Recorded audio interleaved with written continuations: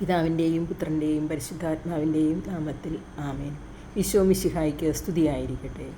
സ്നേഹമുള്ളവരെ, നാം വചനം വായിച്ചുകൊണ്ട് ദൈവത്തെ സ്തുതിക്കുന്ന ഈ ദിവസങ്ങളിൽ ഈസ്റ്റർ കാലത്ത് ഈ രണ്ടാം ശനിയാഴ്ച നമുക്ക് ഇന്നും പ്രത്യാശയോടുകൂടെ സുഭാഷിതങ്ങളിലൂടെയും അപ്പസ്തോല പ്രവർത്തനങ്ങളിലൂടെയും നമുക്ക് ദൈവത്തെ മഹത്വപ്പെടുത്താം.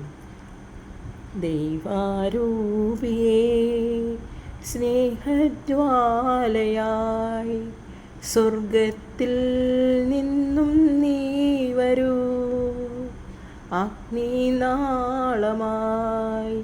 നവ്യജീവനായി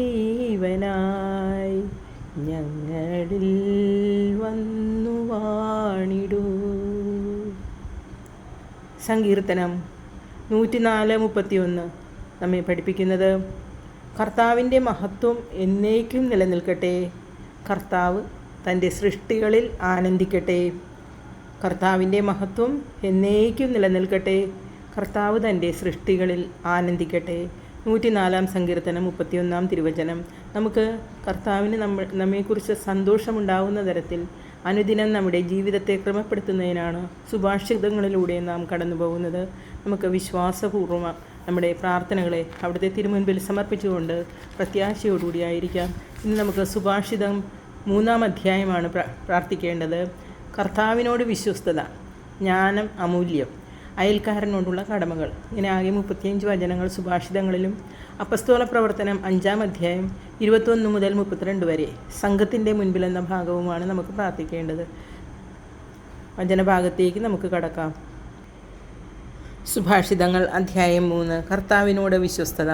മകനെ, എൻ്റെ ഉപദേശം വിസ്മരിക്കരുത്, നിൻ്റെ ഹൃദയം എൻ്റെ കൽപ്പനകൾ പാലിക്കട്ടെ. അത് നിനക്ക് ദീർഘായുസ്സും സമൃദ്ധിയായി ഐശ്വര്യവും നൽകും. അത് നിനക്ക് ദീർഘായുസ്സും സമൃദ്ധിയായി ഐശ്വര്യവും നൽകും. കരുണയും വിശ്വസ്തതയും നിന്നെ പിരിയാതിരിക്കട്ടെ. അവയെ നിൻ്റെ കഴുത്തിൽ ധരിക്കുക, ഹൃദയ ഫലകത്തിൽ രേഖപ്പെടുത്തുകയും ചെയ്യുക. അങ്ങനെ നീ ദൈവത്തിൻ്റെയും മനുഷ്യരുടെയും ദൃഷ്ടിയിൽ പ്രീതിയും സൽകീർത്തിയും നേടും. കർത്താവിൽ പൂർണ്ണ ഹൃദയത്തോടെ വിശ്വാസമർപ്പിക്കുക. സ്വന്തം ബുദ്ധിയെ ആശ്രയിക്കുകയും അരുത്. നിൻ്റെ എല്ലാ പ്രവൃത്തികളും ദൈവവിചാരത്തോടെ ആയിരിക്കട്ടെ. അവിടുന്ന് നിനക്ക് വഴിതെളിച്ചു തരും. ജ്ഞാനി എന്ന് സ്വയം ഭാവിക്കരുത്.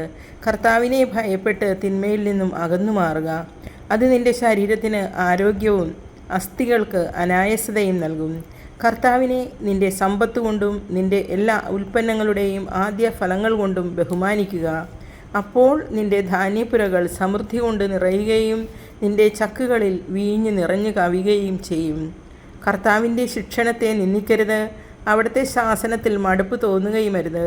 എന്തെന്നാൽ പിതാവ് പുത്രനെ എന്ന പോലെ കർത്താവ് താൻ സ്നേഹിക്കുന്നവരെ ശാസിക്കുന്നു. ജ്ഞാനം അമൂല്യം. ജ്ഞാനം നേടുന്നവനും അറിവ് ലഭിക്കുന്നവനും ഭാഗ്യവാന്മാർ. എന്തെന്നാൽ അതുകൊണ്ടുള്ള നേട്ടം വെള്ളിയെയും സ്വർണത്തെയും കാൾ ശ്രേഷ്ഠമാണ്. അവൾ രത്നങ്ങളെക്കാൾ അമൂല്യയാണ്. നിങ്ങൾ കാക്ഷിക്കുന്നതൊന്നും അവൾക്ക് തുല്യമല്ല.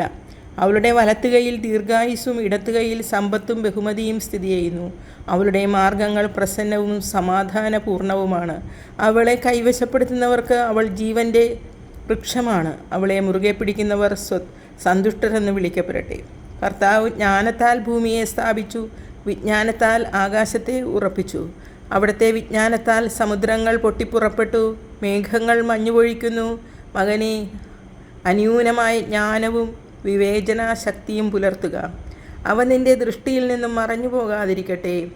അവ നിൻ്റെ ആത്മാവിന് ജീവനും കണ്ഠത്തിന് ആഭരണവുമായിരിക്കും.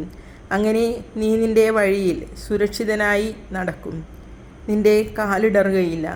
നീ നിർഭയനായിരിക്കും, നിനക്ക് സുഖനിദ്ര ലഭിക്കുകയും ചെയ്യും. അയൽക്കാരനോടുള്ള കടമകൾ.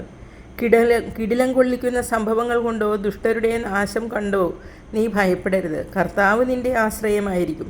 നിൻ്റെ കാൽ കുടുക്കിൽപ്പെടാതെ അവിടുന്ന് കാത്തുകൊള്ളും. നിനക്ക് ചെയ്യാൻ കഴിവുള്ള നന്മ അത് ലഭിക്കാൻ അവകാശമുള്ളവർക്ക് നിഷേധിക്കരുത്.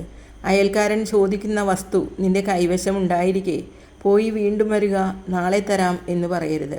നിന്നെ വിശ്വസിച്ച് പാർക്കുന്ന അയൽക്കാരനെ ദ്രോഹിക്കാൻ ആലോചിക്കരുത്. നിനക്ക് ഉപദ്രവം ചെയ്യാത്തവനുമായി കലഹിക്കരുത്. അക്രമിയുടെ വളർച്ചയിൽ അസൂയപ്പെടുകയോ അവൻ്റെ മാർഗം അവലംബിക്കുകയോ അരുത്. ദുർമാർഗികളെ കർത്താവ് വെറുക്കുന്നു. സത്യസന്ധരോട് അവിടുന്ന് സൗഹൃദം പുലർത്തുന്നു. ദുഷ്ടരുടെ ഭവനത്തിന്മേൽ കർത്താവിൻ്റെ ശാപം പതിക്കുന്നു. എന്നാൽ നീതിമാന്മാരുടെ ഭവനത്തെ അവിടുന്ന് അനുഗ്രഹിക്കുന്നു. നിന്ദിക്കുന്നവരെ അവിടുന്ന് നിന്ദിക്കുന്നു. വിനീതരുടെ മേൽ കാരുണ്യം പൊഴിക്കുന്നു. ജ്ഞാനികൾ ബഹുമതി ആർജിക്കും, അവർക്ക് ഭോഷർക്ക് അവമതി ലഭിക്കും. ജ്ഞാനികൾ ബഹുമതി ആർജിക്കും, ഭോഷർക്ക് അവമതി ലഭിക്കും. കർത്താവിൻ്റെ വചനം. ദൈവത്തിന് നന്ദി. അടുത്തത് അപ്പസ്തോല പ്രവർത്തനങ്ങൾ സംഘത്തിന് മുന്നിൽ എന്ന ഭാഗം മുതലാണ്. 5-ാം അധ്യായം 21-ാം തിരുവചനം മുതലാണ് നമുക്കിന്ന് വായിക്കേണ്ടത്.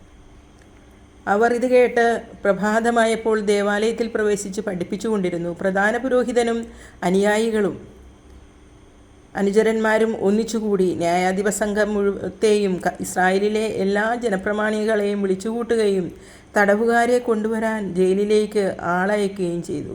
ആ സേവകർ കാരാഗൃഹത്തിൽ ചെന്നപ്പോൾ അവരെ അവിടെ കണ്ടില്ല. അവർ തിരിച്ചു ചെന്ന് വിവരം അറിയിച്ചു. കാരാഗൃഹത്തിൻ്റെ വാതിലുകൾ ഭദ്രമായി ബന്ധിക്കപ്പെട്ടിരിക്കുന്നതും പടയാളികൾ കാവൽ നിൽക്കുന്നതും ഞങ്ങൾ കണ്ടു. എന്നാൽ തുറന്നപ്പോൾ അകത്ത് ആരെയും കണ്ടില്ല. ഇത് കേട്ടപ്പോൾ ദേവാലയ സേനാധിപനും പുരോഹിത പ്രമുഖന്മാരും ഇതിൻ്റെ പര്യവസാനം എന്തായിരിക്കുമെന്ന് ചിന്തിച്ച് അവരെപ്പറ്റി സംഭ്രാന്തരായി.